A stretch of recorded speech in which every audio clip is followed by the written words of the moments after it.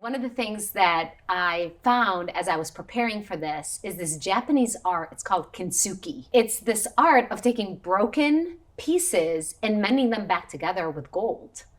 And so it's making the broken places stronger. So it becomes even more beautiful than what it was before. And that's what I want to talk about today, is owning your story. Friends, we all have a story. We have all walked through something extremely difficult in our lives. I don't know what your story is, but I know that it matters. And I know that you matter. And I know that there's a lot that we can do with our story. And so what I want to talk about is kind of 3 tiers to owning our story. The first tier is the past. It's the healing of our story. The second tier is the present, which is owning our story, accepting our story, embracing our story. And the third tier is the future. It's stewarding our story, or maximizing our story, or taking those broken pieces and mending them back together with gold to make this beautiful masterpiece. And so that's what I want to dive into today. Let's start with the healing, the past. I know you've walked through something difficult, as I mentioned earlier, and I don't want to belittle that or ignore that or deny that. That part matters, and I know there's healing that needs to be done there. And so what I want to invite you to do is step into that healing. Don't ignore it and deny it and sit in it. Step into the healing. And the healing kind of looks ugly. It's the brokenness. It's the tears. It's the anger. It's the emotions. It's all the things. But that's part of how we really become all we're created to be, and that's part of our journey. I know for me, I could speak to so many parts that I needed to heal. One part is me walking through and being raised and growing up in a war-torn country in the Middle East. And I grew up in a shelter most of my childhood.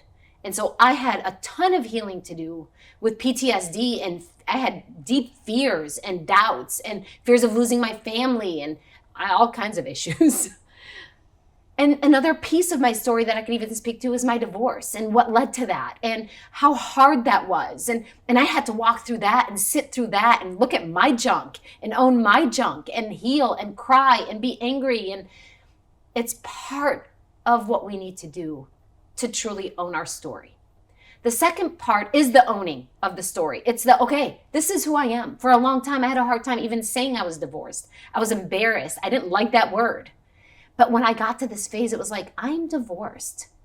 And that means that my kid has to have 2 homes. And that's part of his journey, and that's part of my journey. And just accepting it and embracing it and trusting that it will be used for good. And that's hard to do, but that's part of the healing. That's part of the progress. That's part of how we take all the mess and make it something so beautiful, make it a message. And so it's the owning, stepping into, embracing, sharing, and then it's the stewarding the story. It's what am I going to do with it?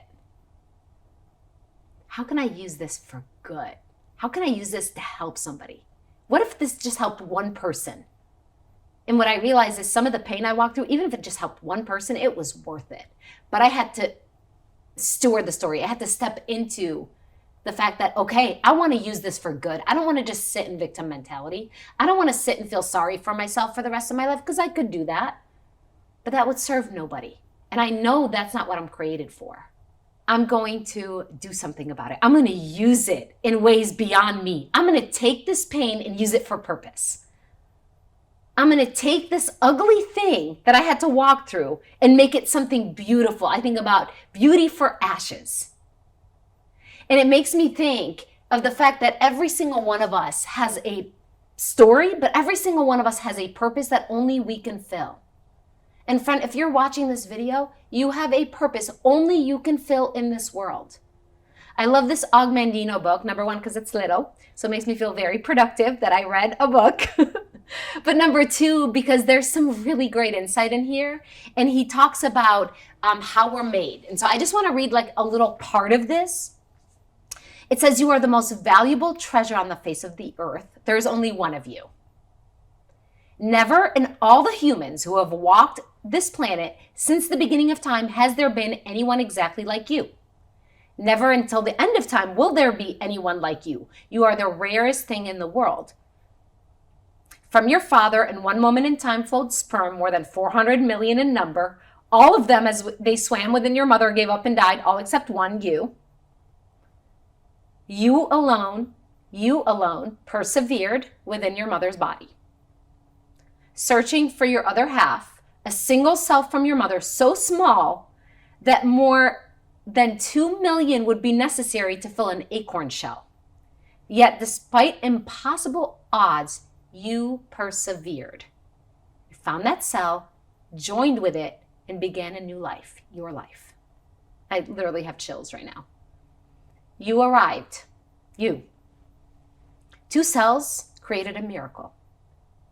2 cells, each containing 23 chromosomes. Within each chromosome, hundreds of genes, which would dictate every characteristic about you, every single characteristic about you, even the ones you criticize. That's not in here, but I added that. From the color of your eyes, to your personality, to the size of your brain.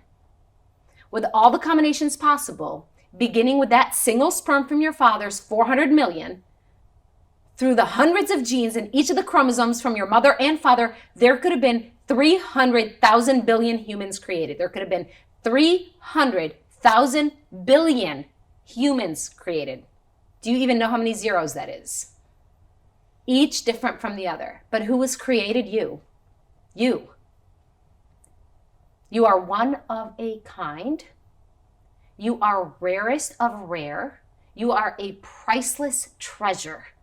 You possess qualities in your mind and in your speech and in your movement and in your appearance and in your actions like no one who has ever lived, currently lives, or ever will live. Ever.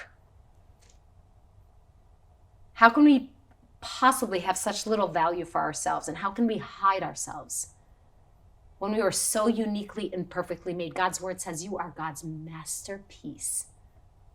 Friend, I know you might have walked through something difficult. We all have a story. Your story matters. Let's heal it. Let's own it. And then let's use that story for purpose. So here's my question for you. How can you use that pain for purpose? What can you do with it? That includes stretching yourself, stepping outside of your comfort zone. I know that's scary, but maybe you were made for such a time as this. That includes getting support and help. I know that's scary. That includes getting off self and on purpose. I know that's scary. But I know you are brave, and I know you have a purpose, and I know you are created for a purpose. So let's step into that and see what God does with the rest of your story. Your story's not done yet.